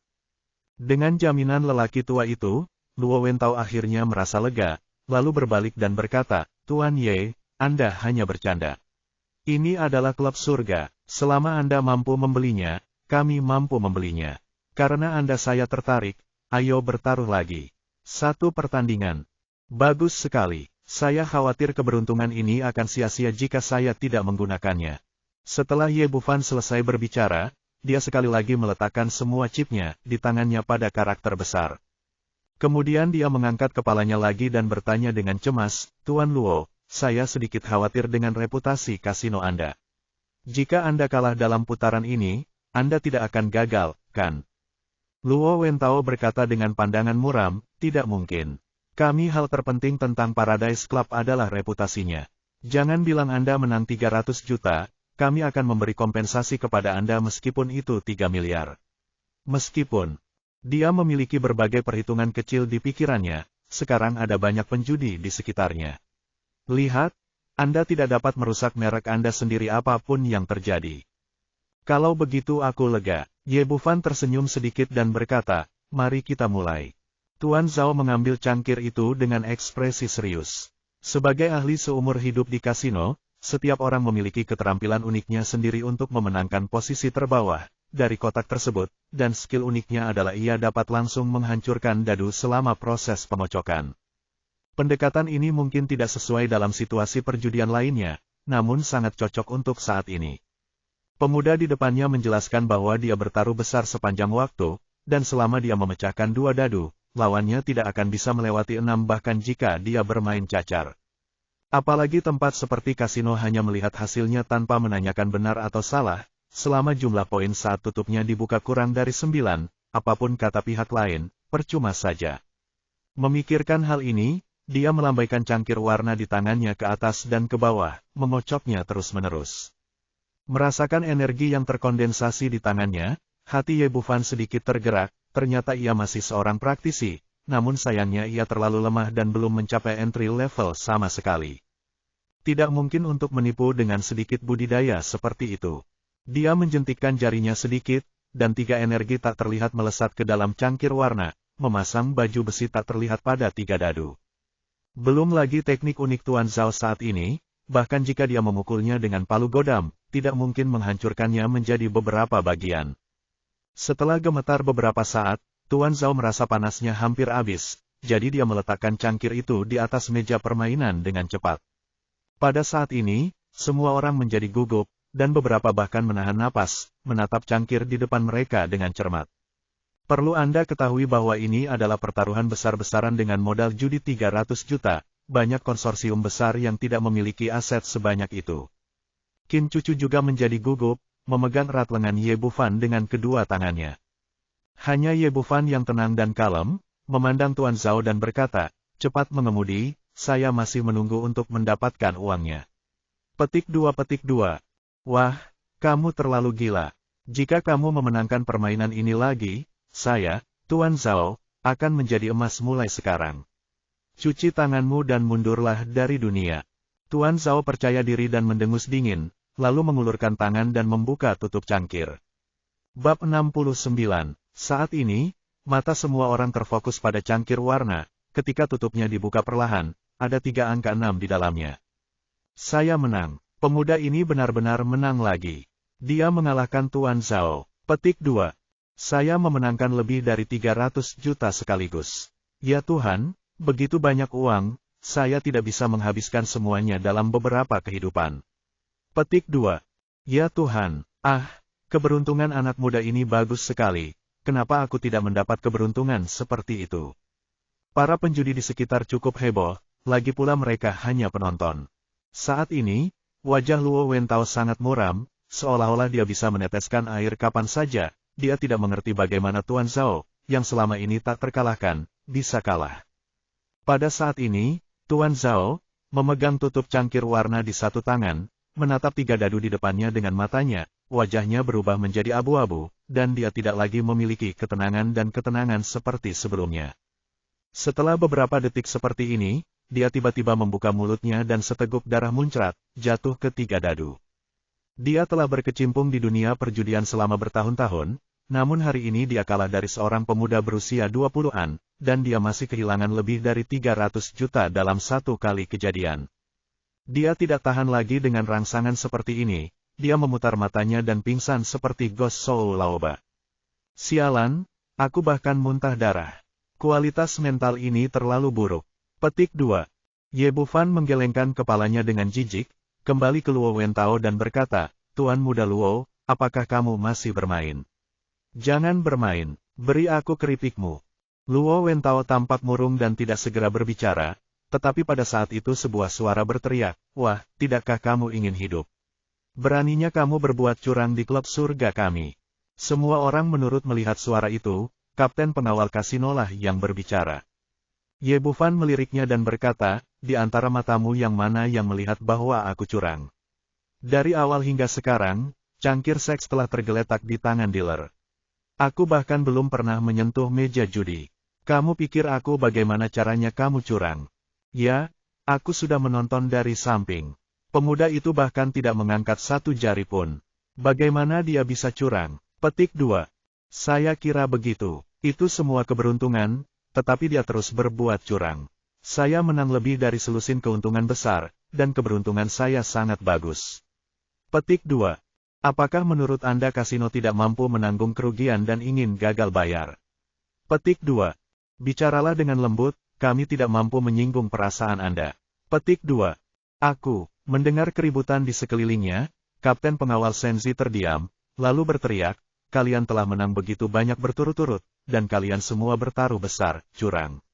Ini adalah klub surgamu. Apakah kamu begitu tidak masuk akal? Ye Bufan menoleh untuk melihat ke arah Luo Wentao. Tuan Luo, aku bilang aku tidak ingin bermain, tetapi kamu bersikeras membiarkanku bermain. Sekarang jika kamu kalah, kamu akan menuduhku curang. Tidak bisakah kamu kalah? Qin Cucu tidak tahan lagi dan berkata, Luo Wentao, kamu baru saja mengatakan bahwa tidak peduli berapa banyak uang yang mampu dibeli kasinomu, bukan? Benar-benar ingin menyangkalnya. Ada pergulatan sengit di benak Luo Wentao. Sejujurnya, dia benar-benar tidak ingin memberi kompensasi atas uang ini. Lagi pula, jumlahnya lebih dari 300 juta yuan. Tidak peduli seberapa kayanya keluarga Luo dulu, ini bukanlah cara untuk memberikan kompensasi. Namun hal terpenting dalam membuka kasino adalah kredibilitas. Jika Anda tidak membayar kompensasi, kredibilitas Anda akan hilang sepenuhnya, dan Anda mungkin harus menutupnya di kemudian hari. Dan dia telah mengejar Qin Cucu. Selama dia mengambil alih putri tertua keluarga Qin, dia akan mengambil alih seluruh grup Qin. Pada saat itu, apalagi 300 juta koin Huaxia, bahkan 3 miliar dapat diperoleh kembali. Terlebih lagi, meskipun Ye Bufan mengambil 300 juta koin Huaxia dan menyinggung keluarga Luo, dia tetap harus mengambil uang tersebut. Pada saat itu akan tetap menjadi uang keluarganya. Memikirkan hal ini, dia sedikit tersenyum pada Qin Cucu. Cucu, kamu meremehkanku, Luo Wentao. Yang paling penting bagiku adalah kredibilitas. Bahkan jika aku kehilangan seluruh Paradise Club, aku tidak akan menyangkalnya. Selain itu, Luo kita keluarga memiliki bisnis besar, dan kami tidak ingin menyangkalnya sama sekali. Uangnya tidak terlalu sedikit. Setelah mengatakan itu, dia berkata kepada kapten pengawal, tutup mulutmu yang bau dan pergi dan tukarkan keripik dengan tuan. Ya. Sekarang setelah bos berbicara, kapten pengawal tidak berkata apa-apa lagi dan meraih tangan Ye Bufan. Saya pergi ke bar untuk menukar kartu bank saya dengan chip. Tuan Muda Luo memang orang yang ceria. Ye Bufan berkata, saya merasa belum kehabisan keberuntungan hari ini. Bagaimana kalau kita memainkan beberapa permainan lagi? Mendengar ini, hati Luo Wentao bergetar. Anda adalah milik kami keluarga sialan. Itu bangkan. Kalau kamu bertaruh lagi, jumlahnya akan lebih dari 600 juta. Namun, tentu saja dia tidak bisa mengatakan kata-kata pengecut seperti itu di depan umum. Dia tersenyum sedikit dan berkata, lupakan hari ini, pelelangan akan segera dimulai. Jika Anda tertarik, kita bisa bermain di lain hari. Petik 2. Ye Bufan berkata, tidak apa-apa, tunggu apa lagi untukku. Saat kamu kekurangan uang, datanglah ke Paradise Club untuk mendapatkannya. Mendengar ini, Luo Wentao ingin muntah darah, benda sialan ini benar-benar memperlakukannya sebagai mesin ATM. Saat ini, dia telah menjatuhkan hukuman mati pada Ye Bufan di dalam hatinya, selama hari ini berlalu, dia harus menemukan cara untuk membunuh anak ini. Pada saat ini, kapten pengawal kembali dengan kartu banknya. Ponsel Ye Bufan juga berbunyi bip. Dia melihatnya dan terlihat bahwa lebih dari 320 juta yuan uang tunai telah tiba. Melihat daftar angka yang panjang itu, saya hanya bisa menghela nafas. Saya menjadi miliarder dalam waktu kurang dari 1 jam. Pantas saja banyak orang yang kecanduan judi, ia ingin mengatakan bahwa perasaan mendapatkan sesuatu secara cuma-cuma itu sangat bagus. Sekarang dia telah memutuskan untuk membunuh lawannya. Luo Wentao mendapatkan kembali keanggunan dan ketenangannya sebelumnya dan berkata kepada Qin Cucu, tempat pelelangan ada di Aula 2, ayo pergi ke sana. Ketiga, orang itu meninggalkan Aula 1 dan datang sesampainya di tempat lelang, segala sesuatunya untuk lelang sudah siap dan akan segera dimulai. Karena ini adalah lelang kecil yang diadakan oleh kelas atas, jumlah tamu di tempat tersebut tidak terlalu banyak, sekitar 100 orang, tetapi salah satu dari mereka akan menjadi miliarder. Luo Wentao memimpin kedua orang itu ke barisan depan, tempat mereka telah memesan tempat duduk sebelumnya. Tepat setelah dia duduk, telepon di tangannya berdering. Setelah melihat ide penelepon, Luo Wentao mengambil ponselnya ke samping untuk menjawab panggilan tersebut. Butler, ada apa? Kata orang lain di telepon, Tuan, baru saja Tuan Xuanji melihat poster lelang ketika dia sedang beristirahat di retret, dan meminta saya untuk memberitahu Anda bahwa Anda harus mengambil foto botol hitam itu. Lalu, botol hitam, apa gunanya? Luo Wentao sudah familiar dengan barang-barang di lelang hari ini dan tidak berpikir ada yang istimewa dari botol itu. Kepala pelayan berkata, saya tidak tahu tentang itu. Apakah Tuan mengatakan kapan dia bisa meninggalkan pengasingan? Apakah dia akan datang ke klub? Pramugara berkata, Tuan Xuanji mengatakan dia akan meninggalkan pengasingan sekitar malam hari, dan dia akan sampai di sana saat itu. Pergi ke klub. Luo Wentao menutup telepon, masalah ini sangat mudah baginya. Saat penawaran berikutnya, selama Anda melaporkan bahwa barang ini adalah yang diinginkan Tuan Xuanji, tidak ada yang berani menawar dengannya, dan Anda dapat mengambilnya dengan harga terendah. Bagaimanapun, Master Xuanji memiliki pengaruh yang kuat di masyarakat kelas atas di Jiangnan, tidak ada yang berani mencuri barang dari Master Taoisme dan sihir. Bab 70. Tak lama kemudian, pelelangan resmi dimulai. Meski hanya lelang kecil-kecilan untuk kalangan atas, namun tingkat formalitasnya tak kalah dengan toko biasa.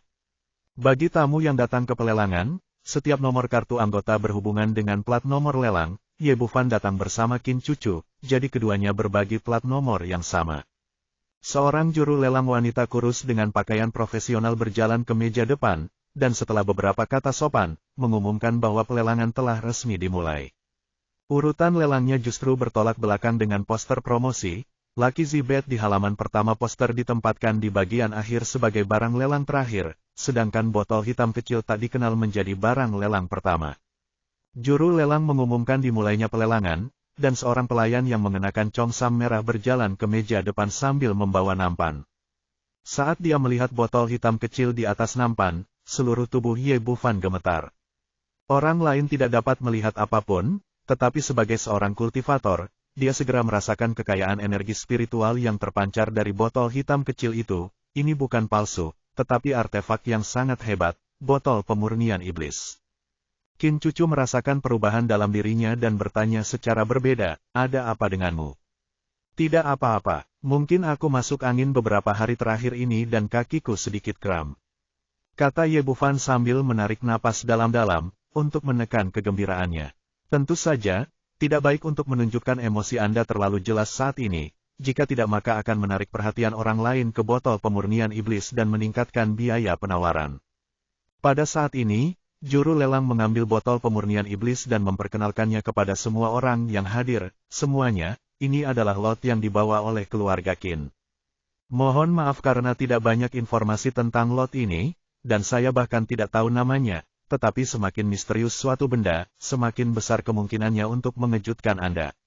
Harga awalnya adalah 100.000 yuan, dan setiap kenaikan tidak kurang dari 10.000 yuan.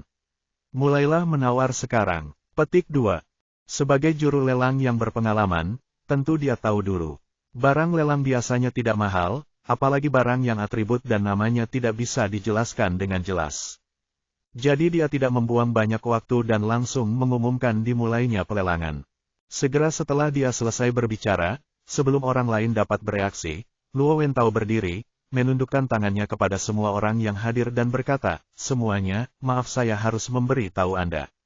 Lot ini ditemukan oleh guru Xuanji dan dia ditugaskan itu. Saya mengajak orang tuanya untuk menawar, dan sekarang saya menawar 1 juta. Menurutnya, tidak ada yang berani menawar hal-hal yang disukai Tuan Xuanji.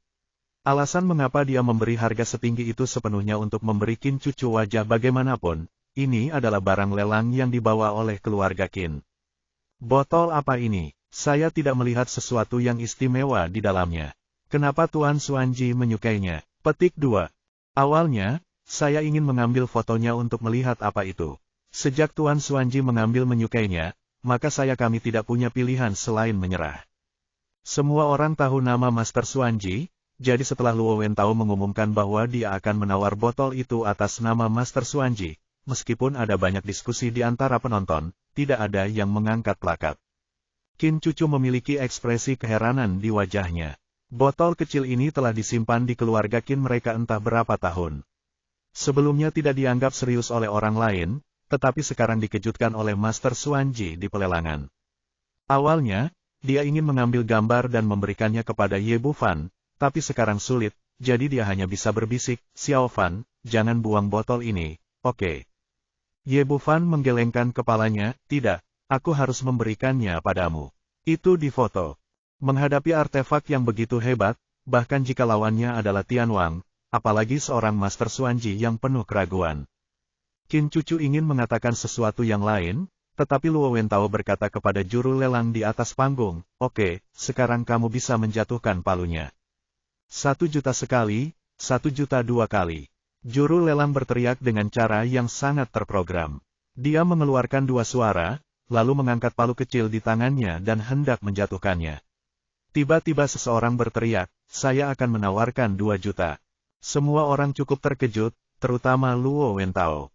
Dia sudah menjelaskan bahwa itu adalah guru Xuanji yang menginginkan benda ini, masih ada orang yang berani menaikkan tandanya untuk menawar. Ketika dia berbalik, dia melihat orang yang memegang tanda itu adalah Ye Bufan, yang duduk di sebelahnya. Dia berkata dengan marah, "Ya, apa yang akan kamu lakukan? Tidakkah kamu mendengar saya mengatakan bahwa ini adalah sesuatu yang disukai Tuan Xuanji?" Petik 2. Ye Bufan menggelengkan kepalanya, "Saya tidak kenal Tuan Xuanji, saya hanya tahu ini.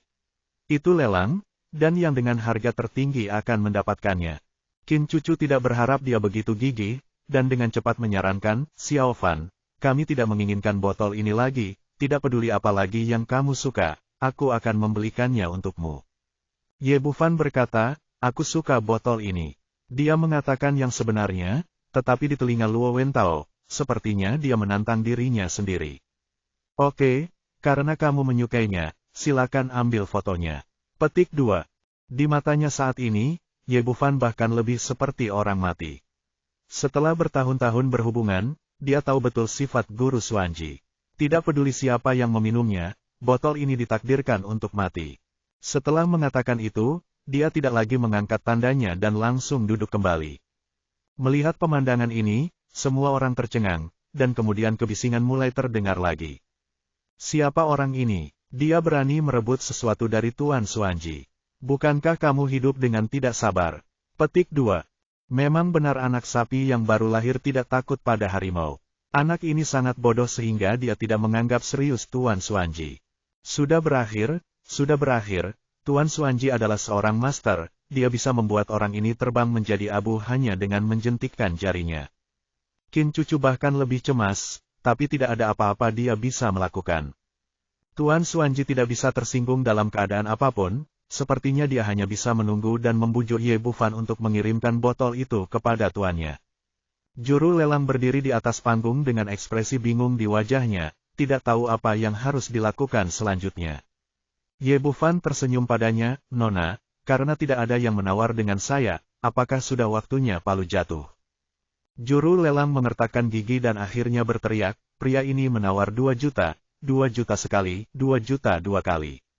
Semua orang tahu bahwa botol ini dalam masalah, dan tentu saja tidak ada orang lain yang akan berpartisipasi dalam penawaran. Dia menelepon 3 kali berturut-turut dan kemudian mengetuk palu lelang di tangannya. Mulai saat ini, botol pemurnian iblis menjadi milik Ye Bufan. Tak lama kemudian, pelayan datang membawa nampan, Ye Bufan mengambil botol itu ke tangannya dengan penuh semangat, lalu mengeluarkan kartu banknya dan menggesek 2 juta pada mesin pos yang diserahkan oleh pelayan. Meskipun Qin Cucu membawa botolnya, uang lelang tetap harus diserahkan ke venue terlebih dahulu, dan venue akan menarik 10% komisi sebelum mengembalikannya ke keluarga Qin. Luo Wentao mendengus dingin dan berpikir, ambil barang-barang guru Xuanji dan lihat berapa lama kamu bisa tetap bangga.